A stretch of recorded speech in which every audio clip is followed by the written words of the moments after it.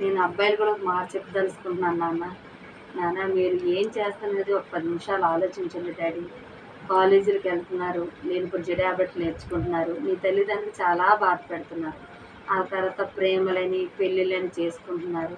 అది 3 రోజులకి ఆ పెళ్ళిళ్ళు గాని, ఆ ప్రేమ గాని నిరసనంగా ఉండట్లేదు. ఆ మనస్తాపానికి గురయ్యి మీ ప్రాణాలే తీసుకుంటున్నారు. అయన్నీ అవసరమా నాన్న? శుభ్రంగా మీరు ఏదైతే మీ తల్లిదండ్రులు మీ మీద పెట్టుకున్నారో, ఆస్తులు నెరవేర్చుకొని చక్కగా తల్లిదండ్రులు చెప్పినట్టుగా విని, చక్కగా ఉద్యోగాలు చేసుకొని, తల్లిదండ్రులు చెప్పిన పెళ్ళే చేసుకున్నారనుకోండి. మీకు రేపొన్నట ఏ కష్టం వచ్చినా పేరెంట్స్‌గా మేమొచ్చి అడగడానికి సరిపోతాం. మీ ఇష్టాలుగా మీరు చేసుకునేటప్పుడు మేమొచ్చి అడిగినా, మీకొచ్చిన కుటుంబం, మీకొచ్చిన భార్యలు, మీ ఎంత కుటుంబం, మీ అత్తవారి కుటుంబం ఏమంటే, మీరెవరు మీకు మాకు చెప్పాల్సిన అవసరం ఏంటి అని అడుగుతారు.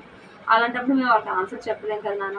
అదే పెద్దలు నిర్ణయించిన పెళ్ళిళ్ళు చేసుకొని, పెద్దలు చెప్పిన మాట విన్నారనుకోండి, రేపొద్దున మీకు ఏ కష్టం వచ్చినా, ఏ నష్టం వచ్చినా, మేమున్నాము మీ వెనకాతల నించొని న్యాయం చేస్తాం నాన్న.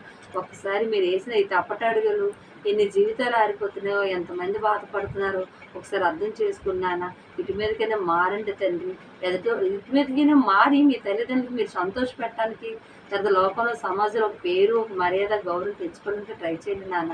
మీ మీద కోపంతో నేను అనట్లేదు. రేపటి మీకు కాబోయే కాలానికి మీకు మంచి భవిష్యత్తు ఉందని నేను చెప్తున్నాను తల్లి.